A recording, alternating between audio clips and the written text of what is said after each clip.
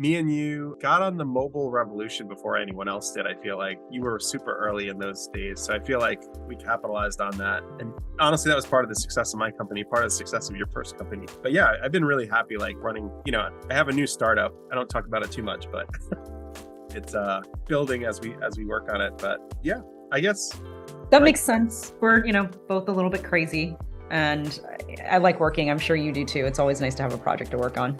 oh yeah, it's a lot of fun. I feel like I don't know, it makes me excited about life working on like a hard problem, right? Like that's what life's about, right? Startup building is very hard. It's hard in a way that is very fulfilling. It's complicated. It's nothing like chess or bridge, which I play both of. The people part makes it really dynamic and interesting and fun. I get to work with Christina again. Christina was at PlanGrid at some point. That's awesome. That's awesome. But how did like reversing a little bit and just like rewinding because we wanted to talk about I guess your life story. Like how did you get to this point in your life where you're so successful, running your second or, how many companies you've run successfully?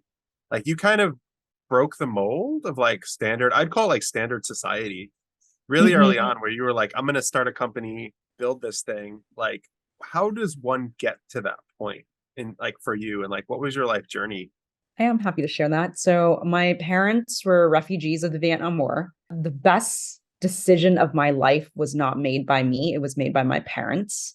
Communist Vietnam sort of took over after the war and they saw the aftermath. And as however old they were, 21, 22, they just said, I'm out of here. They had a baby at the time. They had a 1 year old, my sister, and it just wasn't the future they wanted to bring up their daughter in.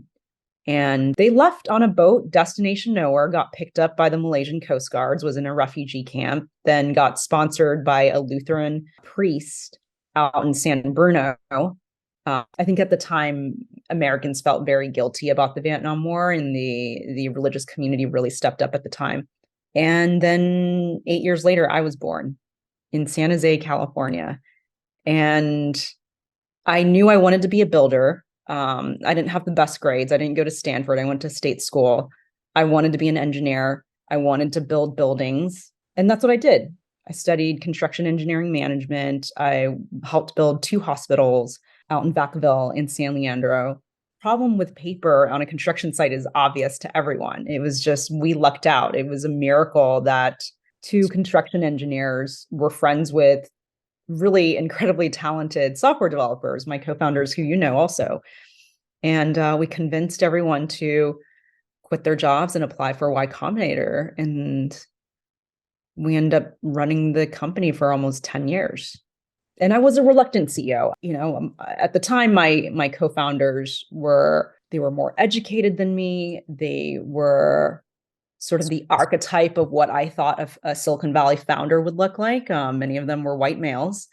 And they asked me to be CEO and to lead the company. And even I didn't think that was the right decision at the time. But since all of them said, this is what we want you to do, that was what I ended up doing, because as founders, you are constantly doing things that you don't want to do. And what else do you want to know? That's sort of how I became a founder.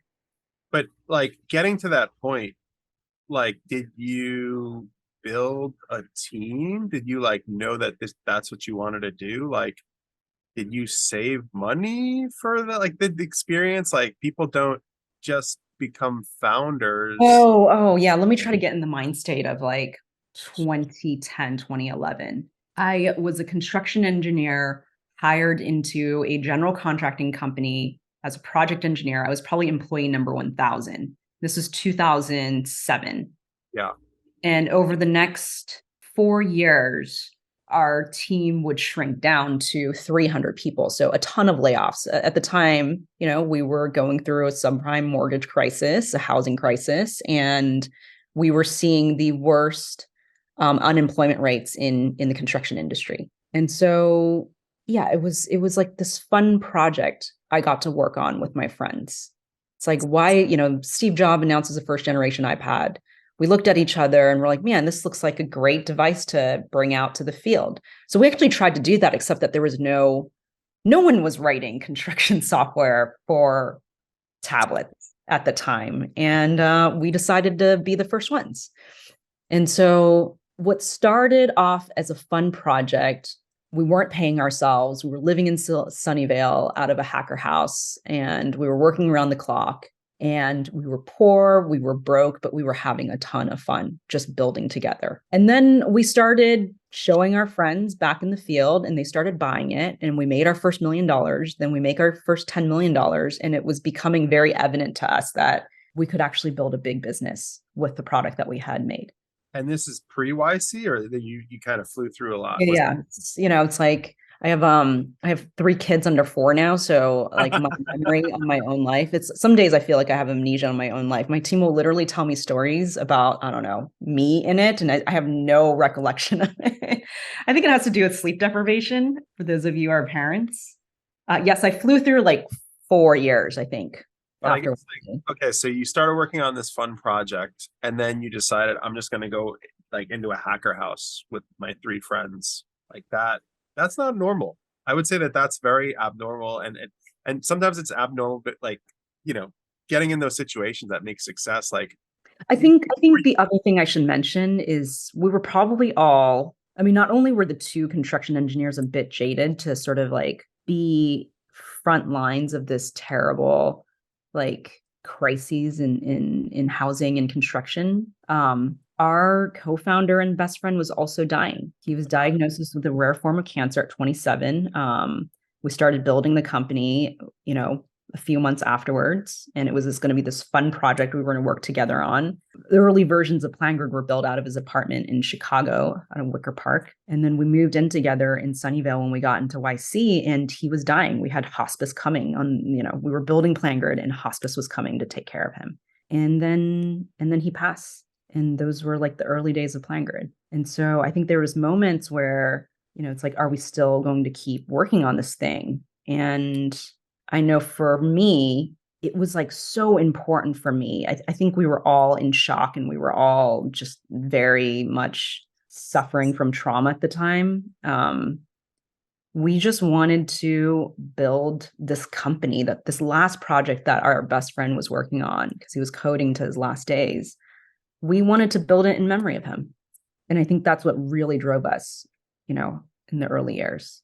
I know several founders, and there was, someone passed away. One of my best friends passed away at my company when I was building it, and I totally get that, where it's, you feel that they would have loved it and they would have like seen it through, and I think they would have been really proud. And I don't know, that you did it. You built something amazing. But I think that's part of the struggle in a startup is it's never easy, right? Like, people think it's easy and it's like a fun project, but there's a lot of internal things that people don't talk about that actually, if you can get through those, they make success.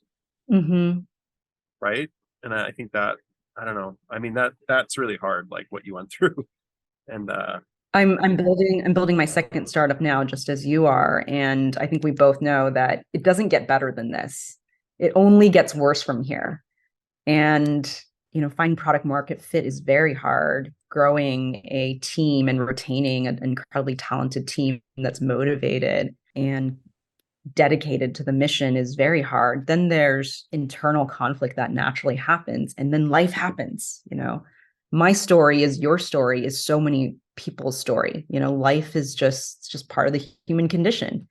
We will all have loss in our lives. yeah.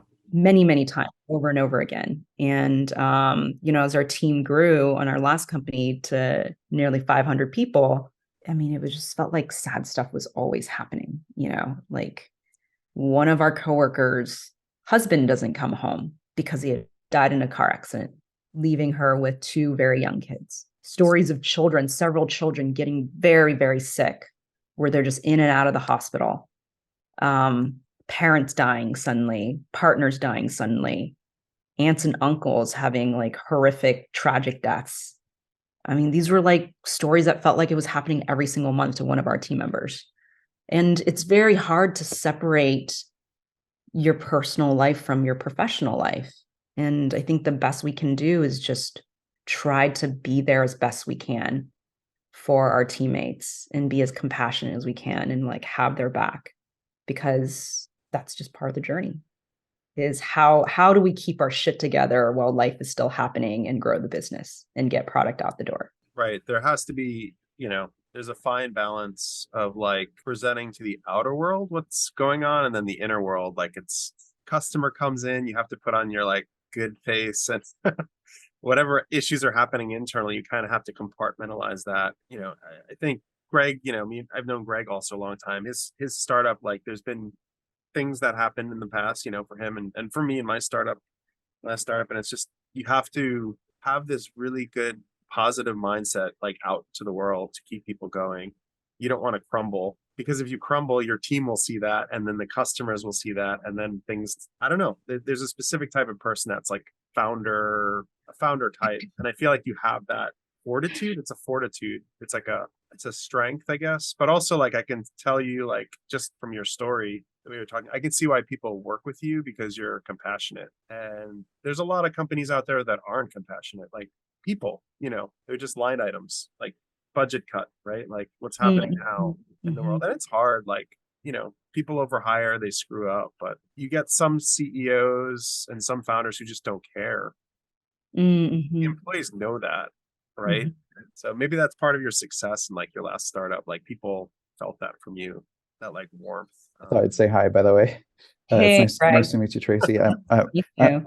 I was staying quiet because you were sharing your story, and it was very touching. And I could tell you had a history with Daniel. I actually don't know exactly the extent of that, but I actually heard you speak at Stanford at the Entrepreneurial Thought Leaders Seminar, and I believe you also spoke at the Gates building one time, like in computer science building during the YC class, startup school. But I was very impressed by your story, and I was kind of curious about just the factors that made you so successful. I know you were on like the cover of like a Fast Company, and you got like Doug Leon on your board and the Autodesk CEO. I was kind of curious about like just to share with the audience what do you think are the most important factors that led to the success you achieved? Oh man, I feel like I just got really lucky. And of course I worked really hard, and it feels like a miracle. I knew my co-founder, it feels like a miracle. I get to meet talented people and recruit them. I would say that what's unique about me, and I think Daniel, you pointed it out, is I never wanted to play games in business. That's not interesting to me. What's interesting to me is the connections that we make with our customers, with our team. In fact, I'm actually incredibly introverted. And so for me, building a startup and building product to solve problems that I think are, bad problems, bad enough that I'm annoyed by it, that I want to build product to fix it. It's my way of having community, because that's how I think of business. I end up building a lot of really close relationships, and it's impossible to build close relationships for me without being who I am. Good, the bad, and the ugly. I feel that the most fun years I was having business when I finally allowed myself to be human and be myself. I think there was early years where I was just, whether it was imposter syndrome or me feeling like a new founder, new CEO, new in tech. I was a construction engineer, and feeling like I didn't fit in. I very much tried to do everything I can to fit in. I had this image of what I thought a founder and CEO should look like, and it very much didn't feel like it was me, because I didn't have that self-confidence. And I think the moment I decided to just like be myself, it just got a lot easier. And then I can talk about problems. I can talk about what I was scared about. And then I got to see my team like respond to that. And it's like, yeah, we can help you fix this problem. Like, I think we should maybe look into these things, or maybe we should look into, take these paths forward. And everyone sort of jumped in to help because they understood who I was and, why I wanted certain things to happen. And it came from like a very simple, non-weighted place, if that makes sense. I feel like that, like me just being myself, surprisingly ended up being my superpower, because I don't have a business major. I feel like the entire team, like literally everyone on my team is smarter than me, and I literally could not do their jobs. Yet I get the privilege to lead them. And so, yeah, I think that's my answer. Thanks for asking it. what were some of the values your parents, you mentioned that they were immigrants from Vietnam. Oh gosh, my parents like never stop working. They're retired now and they're actually with watching my kids right now. They just cannot stop. Yeah, mom and dad didn't, they like barely have an elementary education. They built a business in the US for 40 years, a distribution business. And, at certain points in my life, they were working 2 jobs around 7 days a week. And I just got to see how hard they worked. And I know that growing up, that sucks because I didn't get to see my parents all the time and they never went to any soccer games. But I always knew I wanted to work hard because I wanted to honor how hard they worked for me. And the funny thing is, I got to tell Christina this. Someone asked me if my parents are proud of me. And it's like, classic Chinese culture. I was like, you know what? I don't think my parents have ever told me they were proud of me, but I know they are. That's awesome. I can hear you say that, sort of honoring others and building for others, for the community, for your co-founder that passed away, and your parents. It's a strong energy source for you that you can draw upon. Yeah. I think it's very much made me who I am, and I just feel, I know how lucky I am. I mean, I totally all the time. I often think about my life growing up in Vietnam, and it's just like, wow, I would not have the life I have today. There's no way I would be able to be a founder or CEO in like a different culture. And I feel incredibly lucky to have this privilege. I once met Naval Ravikant, and he was talking. I was shocked at it. Like, we were having a conversation, and he told me, you'd be surprised about how being in the right place at the right time creates success. And he's like, I wouldn't be successful if I wasn't in the valley. And I'm like, wow, it's scary because there's so many people that like lose opportunities in different places in the world. And I don't know if you still live here, like in San Jose area or whatnot, but just being here for a little bit like helps. It helps, like, because you had support systems. I had support systems in Silicon Valley, and it really helped a lot, like more than I could have ever imagined. And I'm like, wow, if I was isolated where I started the company in New York, it was isolating. There weren't a lot of like support systems like out there. You're now in a different situation. You've had an exit to Autodesk, and you've got a great team around you. What are you finding as the most important things for you now? Like, I imagine that you could potentially go live in Vietnam and run your company. But what are the key factors now that you're drawing upon to build your new startup? Man, I retired from Autodesk March 2020, and my co-founder is one of my co-founders, my husband. So we thought we were going to take a cruise. Luckily, we didn't, because if you remember at the time, people were like dying of COVID stuck on cruises. So we were stuck in West Marin, taking walks day in and day out without a job. And what we did was we dissected what felt like every minute of basically our decade journey at our last company. Everything we did right, everything we did wrong, people we would want to work with, our favorite parts of the product, what we could do better from a technology standpoint, what we could do better from a cultural standpoint. And I think for me now, there's just a strong desire to see if we could build a better company. Can I make, can I actually do this again, knowing the mistakes I've made in the past and just not make them? And what would that look like? And also take everything I knew didn't work and try to find a way to make it work this time around. And so I just want to see this through. And that's where I'm at right now. The team is like so important to a startup. Like, how do you find the right people that you want to work with? Is it just like a gut thing? I think past performance is a good indicator, especially at this stage, we're like sub 12 people. And so everyone has to roll up their sleeves and be in the trenches and talk to users and build product, or at least support the people who are doing it.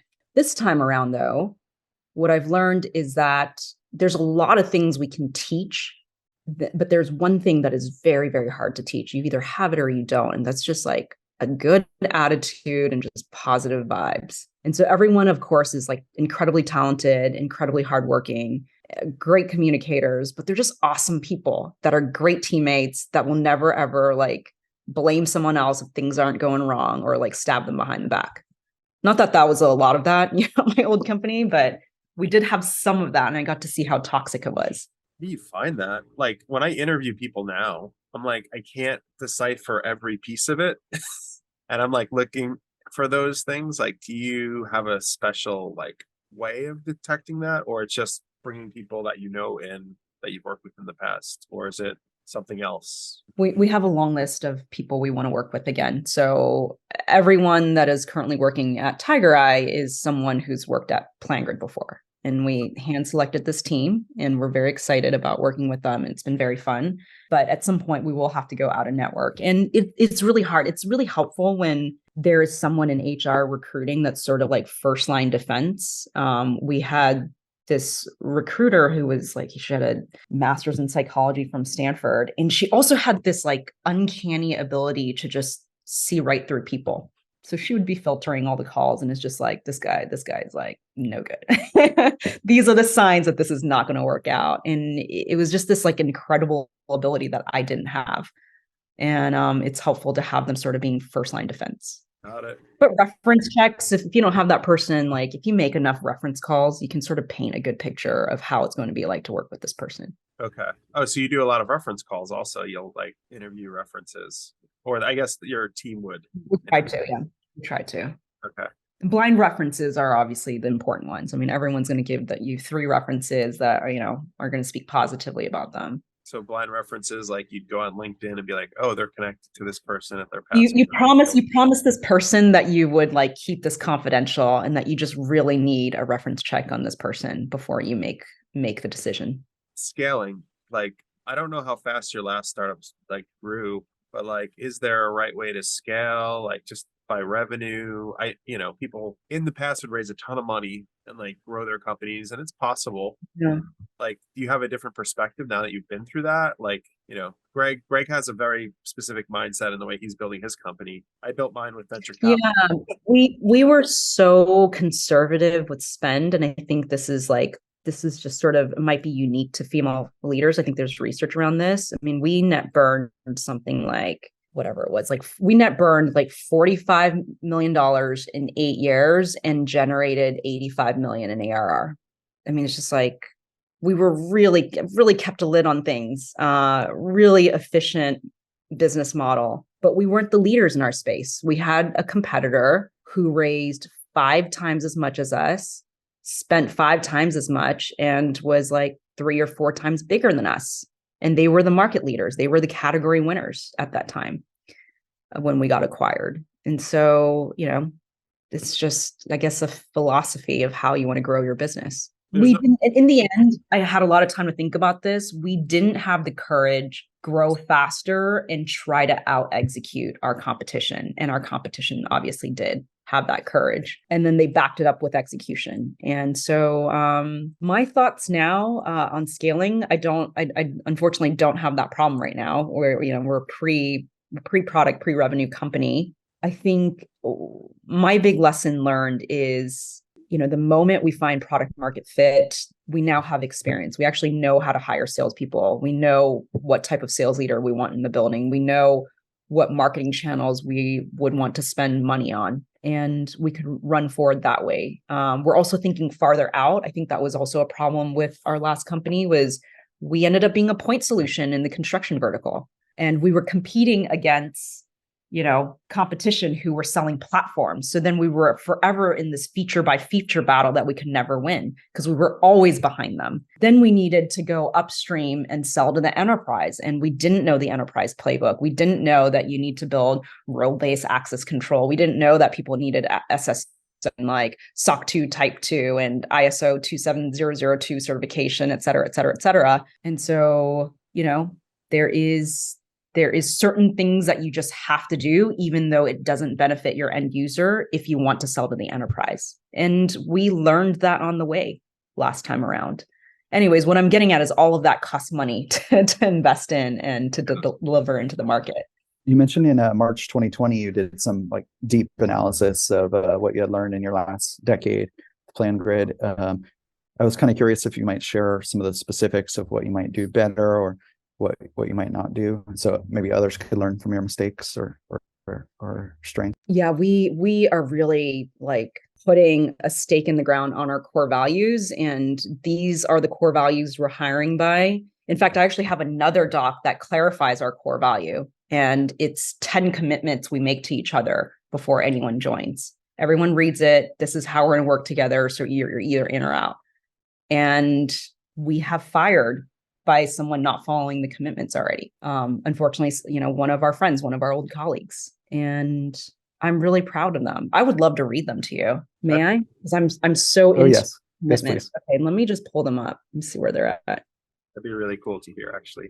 Okay, so there's our core values, but this is the commitments doc, and it's literally translating our core values in a way where you just cannot misinterpret the core values. So let's see, it's called How We Work Together at TigerEye. 1, I commit to being wholehearted at work as in my personal life. I will be present and participate fully. 2, I will be humble. I will be a good person to work with. I will not be an arrogant jerk. 3, I will constantly improve. Kaizen. I will approach each day as an opportunity to do a better job admitting to and learning from my mistakes.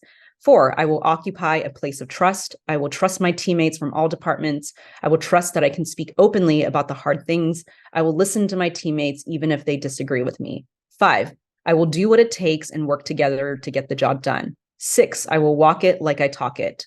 7, I will not speak negatively or destructively about anyone, especially never behind someone's back. 8, I know that this company is a for-profit business and that I am a shareholder. I will question every cost and not waste money. 9, I will strive for simplicity at TigerEye in every way. 10, I agree to live up to these values. If my teammates fail to live up to any of these roles we've agreed to, I will speak up and I will help them correct. In turn, I will be open to constructive criticism from my colleagues should I fail to live by these values. That's awesome. That's really cool.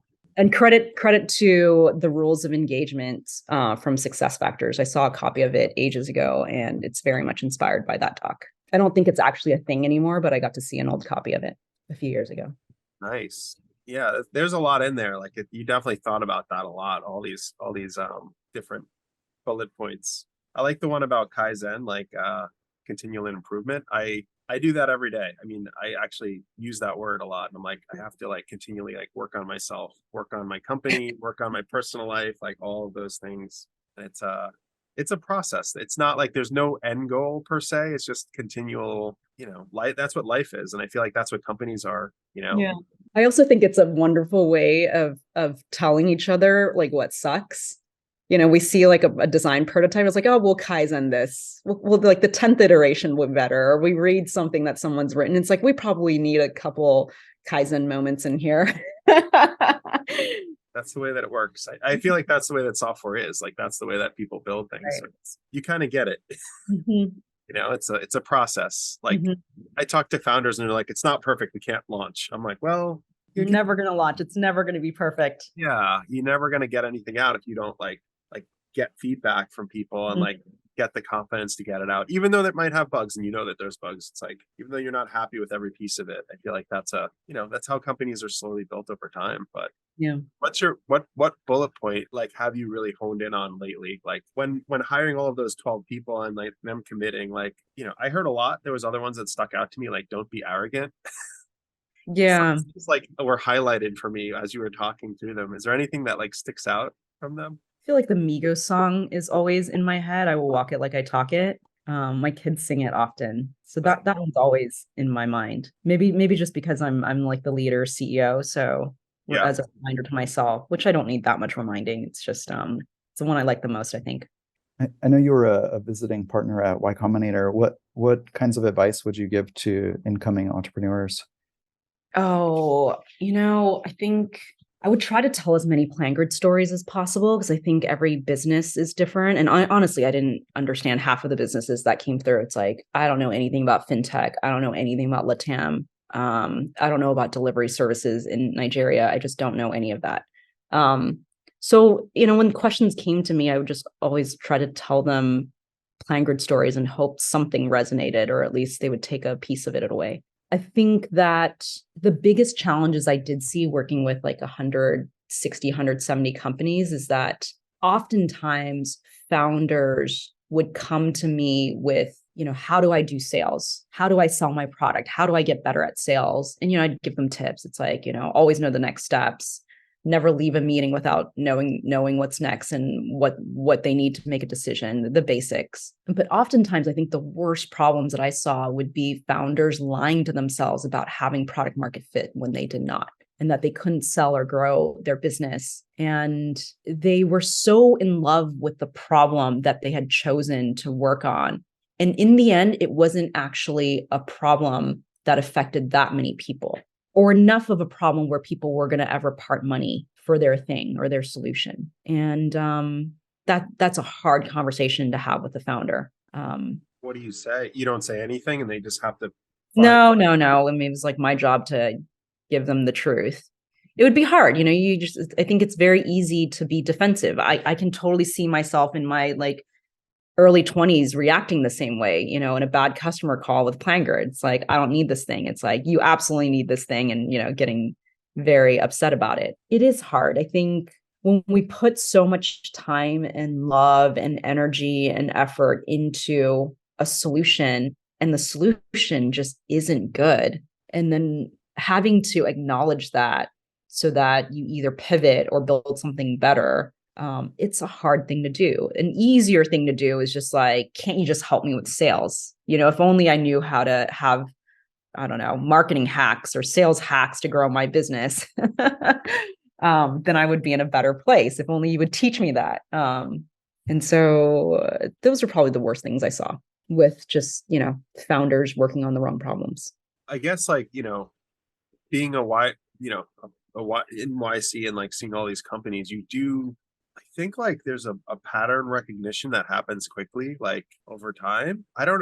This is just my assumption. If you do it long enough, you kind of see patterns with founders. Are there any patterns you would say that would be detrimental to the founders? What is something that is completely wrong that people would do other than that, the sales side and the sales is there internal quirks that could destroy a company, or is there a complete market that would be wrong, or is there a wrong thinking, or I don't know, YC kind of has their ideas, but is there something in your head you'd be the red flags would go off?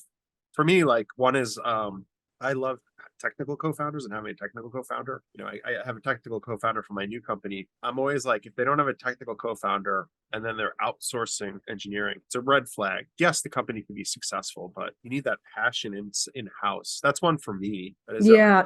I've always had co-founders. There's 5 co-founders of PlanGrid. This time around, I have 2 co-founders at TigerEye.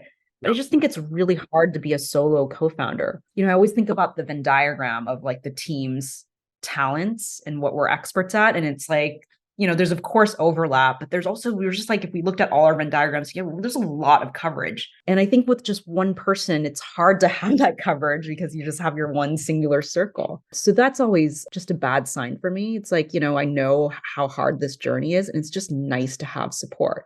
With that said, as we all know, founders fighting is also a problem. And so making sure that it's someone that you've built stuff together with is really important, or you've got a closer connection with, you guys have been friends for the last 10 years.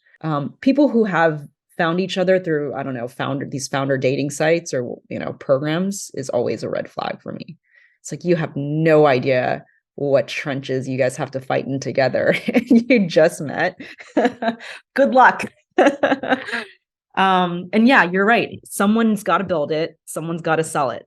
Or at least if you don't know how to sell, you just have to be willing to learn how to sell. I was a construction engineer, but I was in charge of sales for a very long time. And that's just the two roles you have to have. Right. Greg's a solo founder. I noticed you mentioned that you started identifying some maybe differences in yourself as a female founder, perhaps emphasis on a low burn rate, maybe a slower growth in favor of less risk, but then also this reluctant CEO mindset, and I was even sensing maybe even a bit of kind of lower confidence when you're sort of starting out. I'm kind of curious what sort of as a female founder was key for you for your development. What for example, like mentors, like other female founders or sort of support groups? Does anything come to mind? I'm kind of curious about that. Yeah, I think that as girls, we're taught that small is better, like wear smaller clothes, let's soften our voices, let's not take up too much space. And there's just deep, systematic, cultural reasons. I think there are so many women who have imposter syndrome, because these types of things that I mentioned are coming at us in all kinds of different directions. I think when I this really came from Carol Bartz. Carol Bartz was our independent board director and a mentor of mine. But Carol, I remember this moment where she's speaking at one of our conferences. We used to throw these women in construction conferences for our customers, also an industry with very, with problems with the gender ratios. And Carol said, "Hey, ladies," a bunch of people were asking her questions, many of which had to do with their confidence issues and just working with so many men. And Carol said, "Ladies, do you want to occupy the world like this?" And she shriveled herself up and, stood there very dramatically as this shriveled up person. And then she had her arms out and she said, "Or do you want to occupy the world like this?" Very confidently standing there in her stance. She sort of had this long pause and she said, "Yeah, that's what I thought. So get your bitch wings out." And I think that was the first time I realized that how we put ourselves forward physically in the world affects how confident we feel. For me, I think as I started to allow myself to be Tracy and to be human and to talk about the hard stuff openly, I also just found myself physically opening up my heart more this way. And that was helpful to me. And it's something that's very strange, I'm sure, to hear and very subtle, but just even facing you guys forward versus, I don't know, whatever old position I would be in, kind of, hugging myself or something, but it's helpful. I just feel better. Huh, that's super interesting. So you had a good board member, like a mentor who helped you a lot. And it sounds like you really learned a lot from that person. And just, I think, are there other mentors that you had like that, as you went through this journey? So many founders over the years that, I would have one or two conversations with, including you, Daniel. I mean, we reached out to you. We were both building enterprise software in a time where no one was building enterprise software for the App Store. The most helpful people, just like you, just like people who were 2 or 3 years ahead of us and had seen the challenges that we're about to come up against. Those were the most helpful conversations. And there's probably hundreds, just random conversations with random founders who were willing to give me their time. So it wasn't a strategic, I need to talk to that person. No, I had two independent board directors. George, who was one of them. He was in COO of Salesforce and eventually COO of Twilio. So he was an enterprise SaaS expert and just a scaling business expert. Yeah. Hardcore operator. So he was super helpful to me. And then Carol Bartz is just Carol Bartz. Carol, I don't know how to describe Carol Bartz. Carol's just Carol.